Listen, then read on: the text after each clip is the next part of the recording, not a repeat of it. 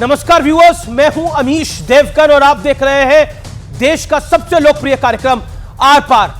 आज सबसे पहले मैं आपको फ्लैशबैक में लेकर चलता हूं और 2018 के उस दौर की याद दिलाता हूं। तब राहुल गांधी ने लोकसभा चुनाव से ऐन पहले देश के प्रधानमंत्री मोदी के लिए चौकीदार चोर है का नारा लगाया था।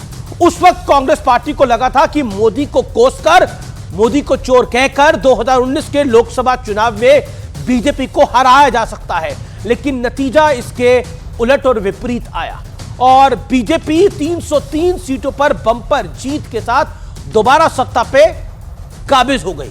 अब शायद एक बार फिर वही गलती दोहराई जा रही है, लेकिन इस बार राहुल गांधी नहीं बल्कि राहुल गांधी के बेहद करीबी साथी लालू प्रसाद यादव का बयान है, जिन्होंने कहा है कि नरेंद्र मोदी का परिवार नहीं है और तो और उन्होंने प्रधानमंत्री के हिंदू होने पर भी सवाल यानी प्रश्न खड़ा कर दिया है। तो जवाब में पीएम मोदी ने कहा है कि जिसका कोई नहीं होता वो मोदी का परिवार है। देश के 140 करोड़ लोग मोदी का परिवार हैं और इसके बाद भारतीय जनता पार्टी ने भी मोदी का परिवार नाम से एक बड़ा कैंपेन छेड़ दिया। सवाल है कि क्या विपक्ष ने एक बार फिर पुरानी गलती को दोहरा दिया है? आज इसी पर होगी देश की सबसे बड़ी बहस। 2024 की ललकार मोदी का परिवार, क्योंकि सवाल पूछा गया है कि नरेंद्र मोदी का परिवार कौन सा है। सवाल पूछा गया है, जवाब क्या 2024 में देश की जनता यानी आप देंगे? आज इसी विषय पर होगी बहुत बड़ी बहस।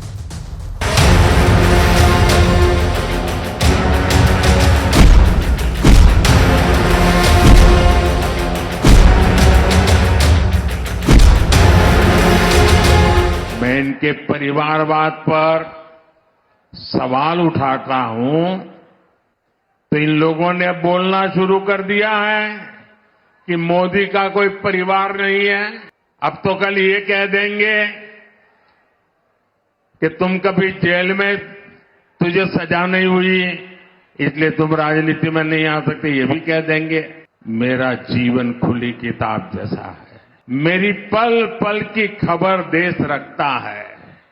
एक सपना लेकर के बचपन में घर छोड़ा था, मेरा पल पल सिर्फ और सिर्फ आपके लिए होंगे। 140 करोड़ देशवासी, यही मेरा परिवार है।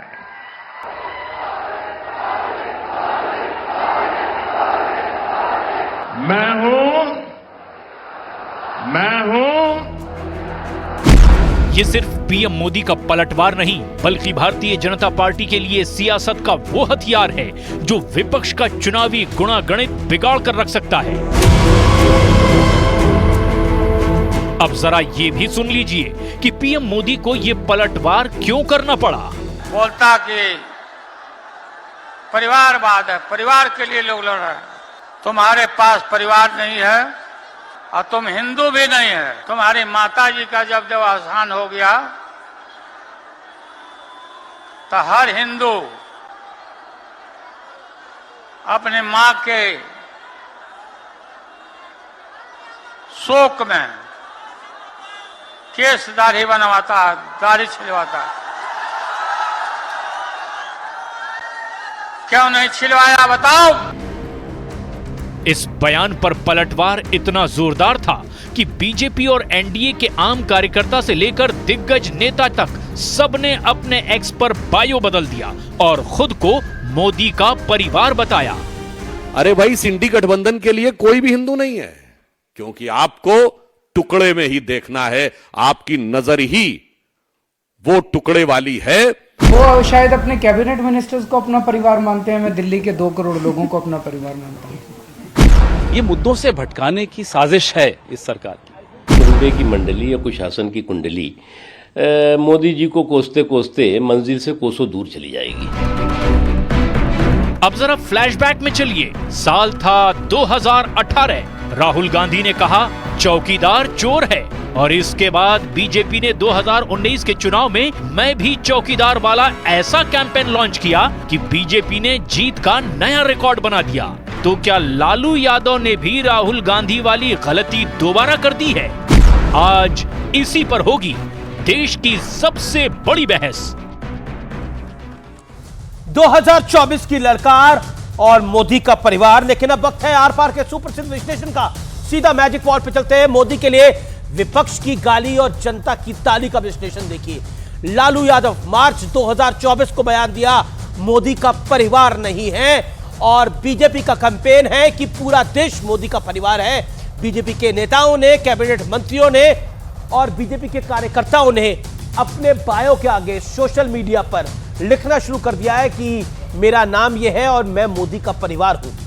और नतीजा इसका 2024 का नतीजा अभी बाकी है। लेकिन कांग्रेस ने ही फरवरी 2023 में कहा था, मोदी तेरी कब्र खोदेगी। मोदी, बीजेपी ने कैंपेन चलाया, मोदी तेरा कमल खिलेगा, और नॉर्थ ईस्ट में बीजेपी को एक जीत मिली।